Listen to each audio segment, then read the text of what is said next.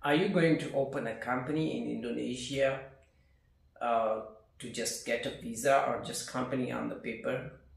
Then you make sure watch this all the step and the process which I'm going to talk, so you can have awareness and latest information, because the government is getting stricter and stricter. Watch until end so you have all the question answers and avoid to waste your money. Hello everyone, my name is Mohammed and welcome to GlobeNestTravel. I lived in Indonesia, and whatever I'm going to say, it's going to be a latest information for you guys and to save your time, your money, and we will keep you update with the latest immigration rules and visa, travel information, and all kind of stuff. It can be because the information is always keep changing, so if there is anything you can correct me, or if there is anything which is not 100%, forgive me for that. So let's get started. If you are a foreigner and wanted to spend money and open a company, make sure, are you sure you want to run that business here? And if you are not sure, make sure you do your own study. First of all, if you want to open a business, you need to identify the KBIL code, which is code specific under the definition of your business. What kind of business you will run. Let's say you want to run a travel agency, you need to find the right code which is operating under this travel agency activities.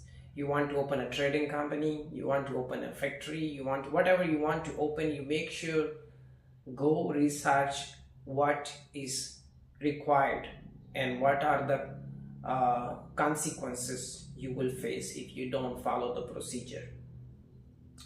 You have to decide your code activities, and then you have to go to your notary, which in Indonesia are the agencies who can help you to start the process.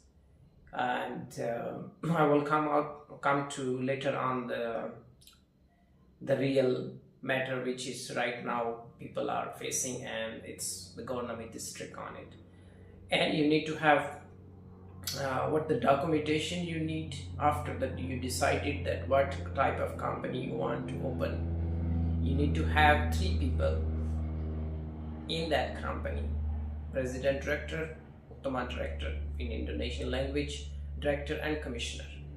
Now it can be one you can be a foreigner and they can be local, but it can also be, if you wanted to, 3 of them, yourself or your family, your friends, or whoever wanted to be all of them to foreigner, it can be, and it will be PTPMA.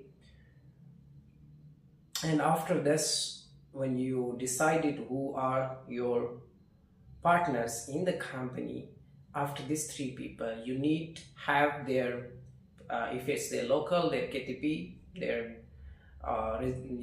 national identity card, and if they are foreigner, their passport and their bank statement, their tax number. If they are local, their local tax number, which is everyone have these documents. And then you have to have if they're foreigner, you have need to your one passport size photo and your bank statement.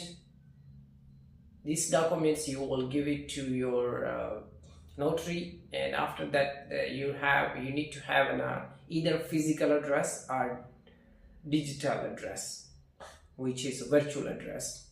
Let's say you wanted to open a company in Jakarta, then you need to get a virtual address. You can get for 1 year, you can get for 2 year, 5 year, it's up to you.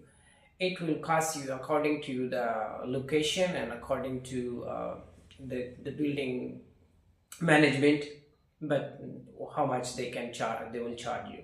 So that will be the official address mentioned on your deed of establishment, on your each paper of the company, and what you call the when times comes, you can extend that address, or you can also change it to physical. Like say you want to open office, a physical office where your company is operating activities, it can be that one.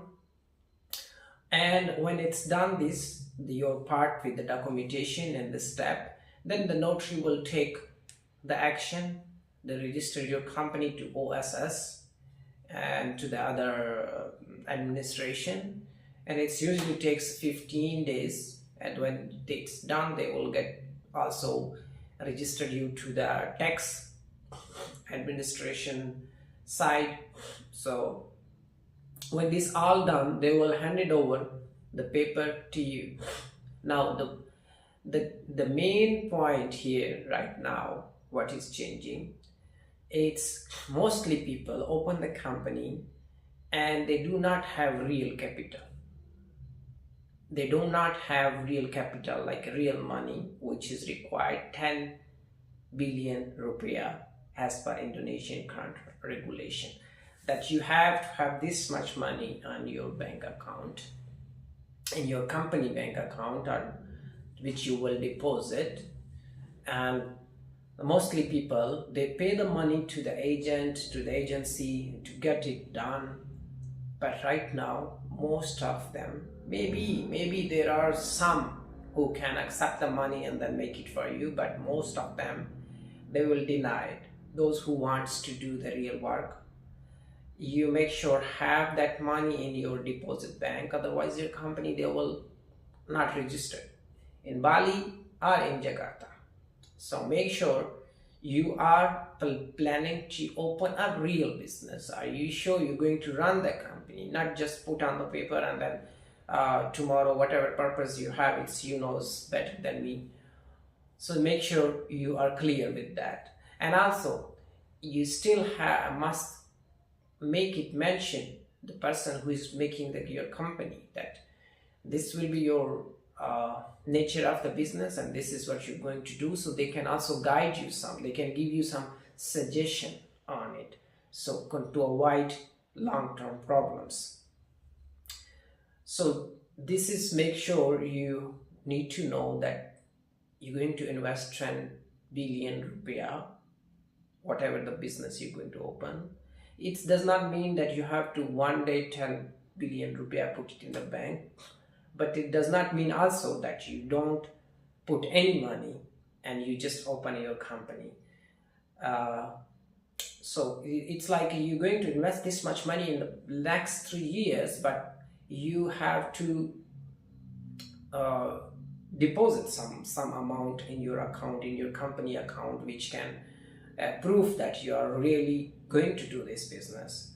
And now I have already recorded the video how you can get the visa after your company. So when your company is stable and it's already established, you can open an immigration account under that company. There will be also used your company bank account, your company documents. If it's local, mostly it can go under local name, the immigration account. If you are a foreigner, it goes to the foreigner person. So this account takes weeks, or sometime earlier, sometime late. When your account is successful, accepted, created with immigration, then you will be able to apply for the investor visa.